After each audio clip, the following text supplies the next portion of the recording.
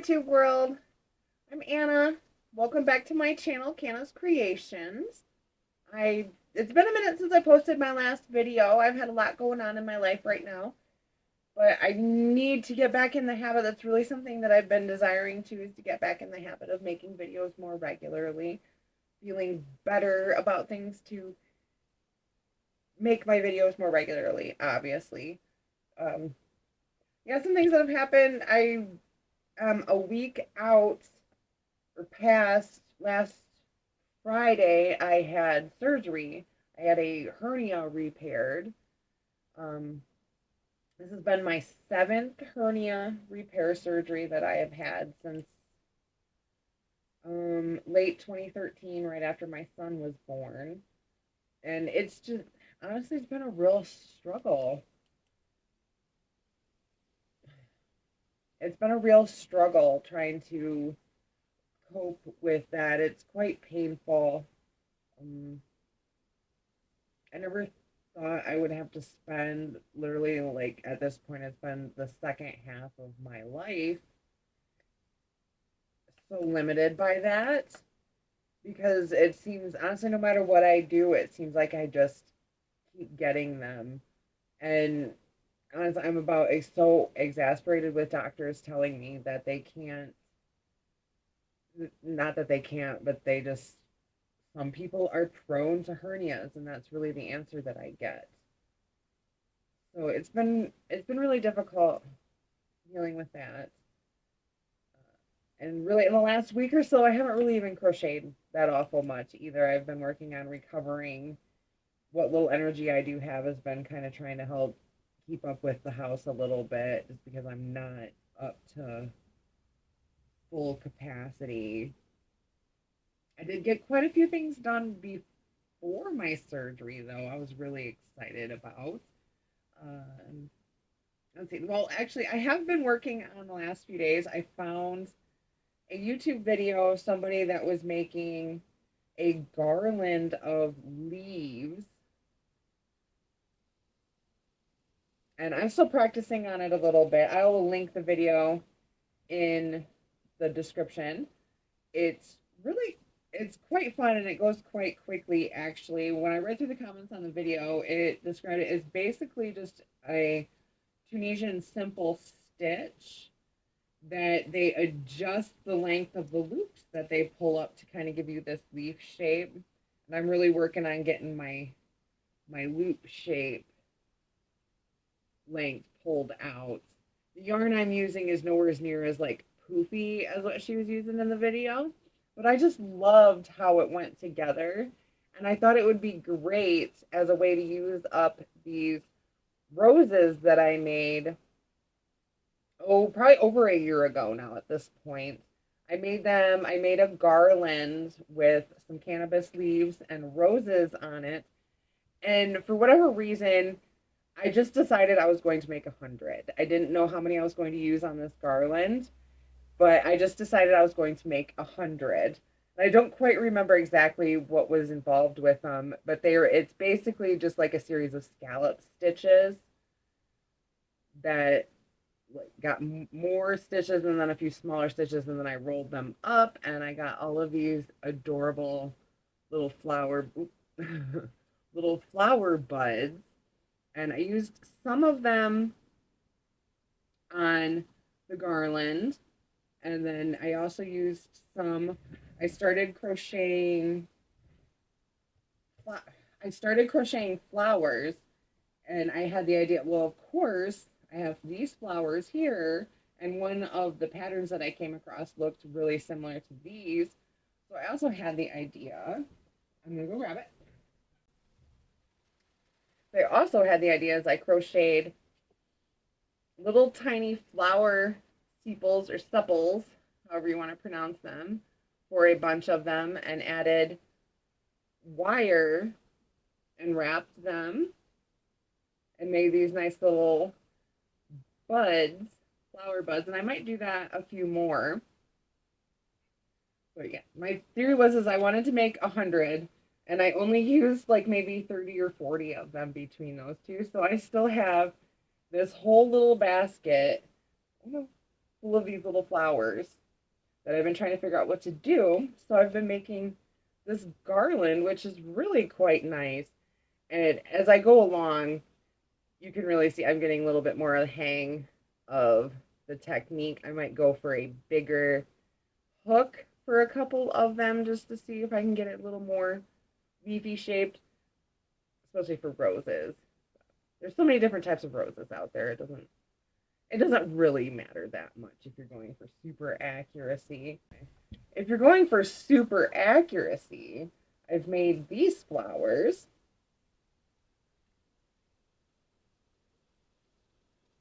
These are each individual petals that you crochet.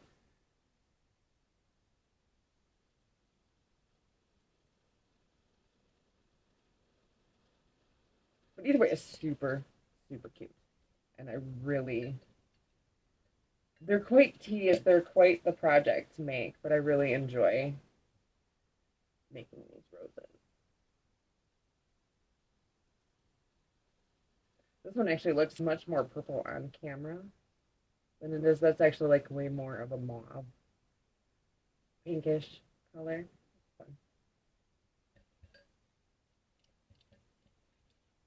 That's been really fun. I've been working on that. I might get back really obsessed with that. I really like making garlands. I did quite a few of them, gave some away a few years ago. I did a popcorn Christmas garland that I just adored. And then I have another one that I'm working on is for one of my favorite books and TV shows is Nosferatu. It's NOS4A2. It's not the new one that's out. It's based on a Joe Hill novel. And I adored the story, and the show was spectacular as well. So I've been making a crochet garland for that, which I will reveal closer to Christmas time, obviously, because I only work on it around Christmas time. Even though Nosferatu is actually kind of a summer story. Either way, I still work on it around Christmas time because it is Christmas themed. But yeah, and then another thing I had been really preparing for was I had signed up and had a booth ready to go for a market that was coming up, and I actually thought it was supposed to be like this weekend, but it actually ended up being last weekend. So it was the day after my surgery, and there was just no way I was going to make it. So I had been just crocheting like a mad woman, getting ready for this market, and now I didn't go to it, obviously, and I'm not really signed up for one coming up.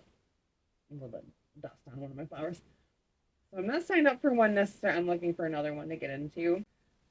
So I honestly, the last week or so, like I've just been recuperating, and I don't almost want to say burnt out from that, but a little slowed down, I guess, because I don't have a market that I actually have to rush for. So I'm working on just a few things, like whatever really floats my boat at the moment.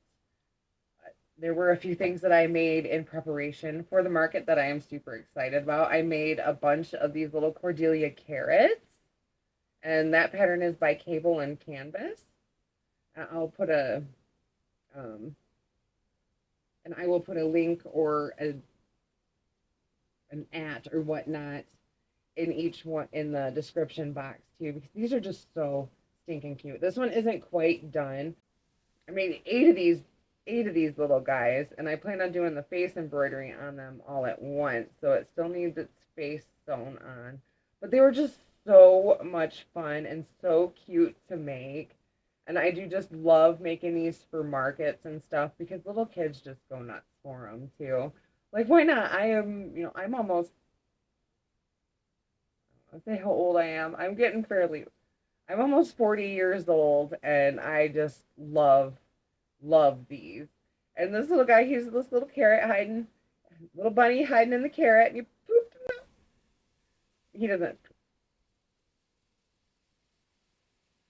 He's just so cute, this little bunny in the carrot, and when you squeeze his carrot, he just pops right out at you. They're just so cute. He still needs his face embroidery, though. And then another thing that I'd worked on is one of my girlfriends got me onto one of these. She wanted one. And this is actually number 2 that I've made. The first one I made, he has smaller eyes and a red hat. But they're just so stinking cute.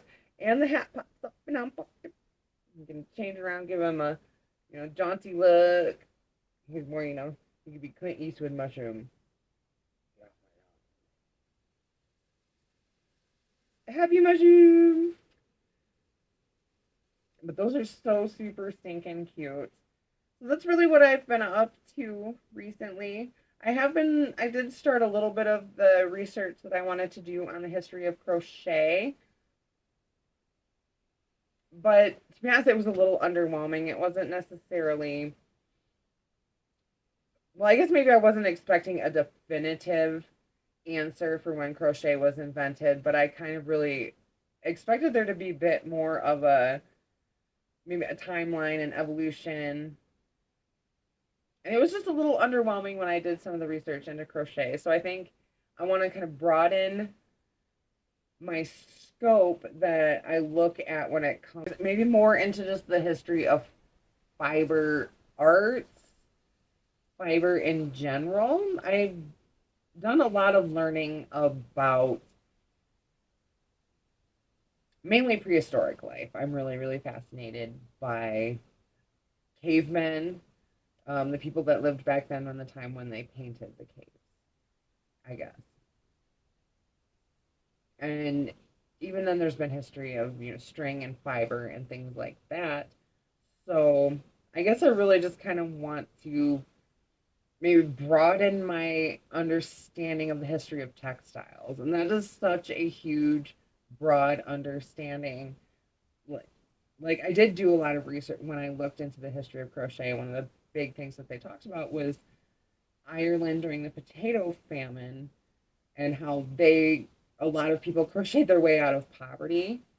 And I'm really kind of seeing that almost now, even with just how big crochet has become, how popular it has become, and other people like me that used to be just this passive hobby and skill that we have broaden into something so much wider, to the point where we're trying to make money from it. We are making money from it to an extent.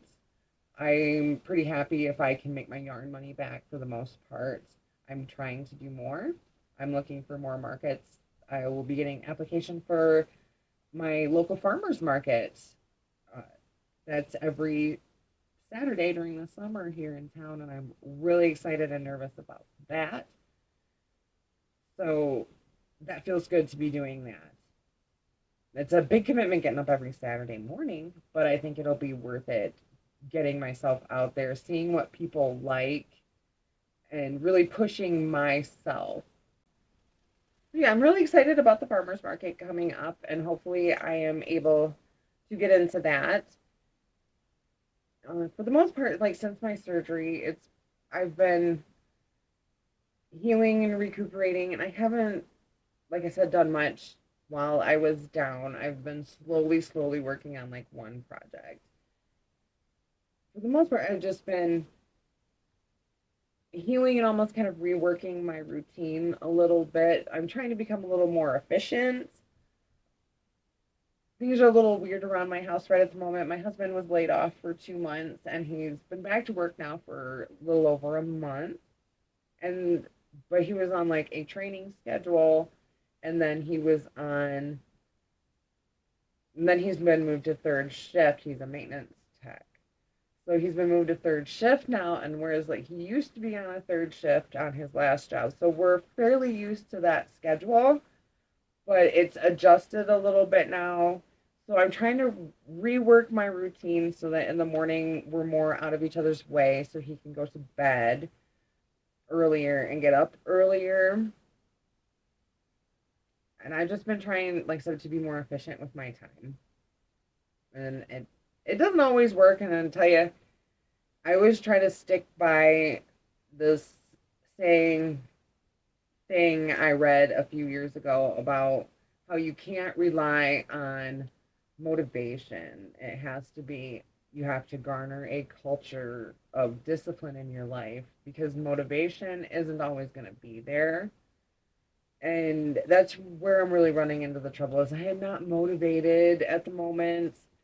So like things in my house are falling a little behind.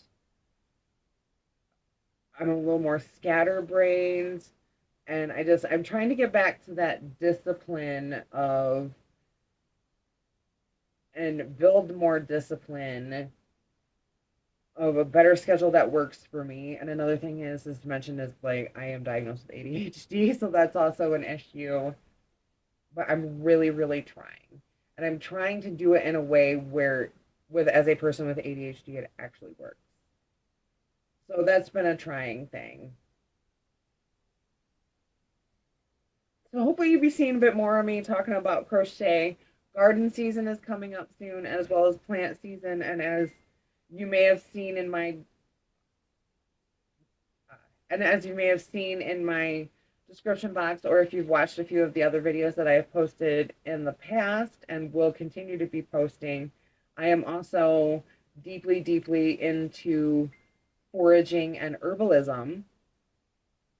So that will also be something that I want to kind of incorporate into this channel as well. Will be my garden, crochet, and I'm still really, really excited about the idea of crocheting plants that we find and identify.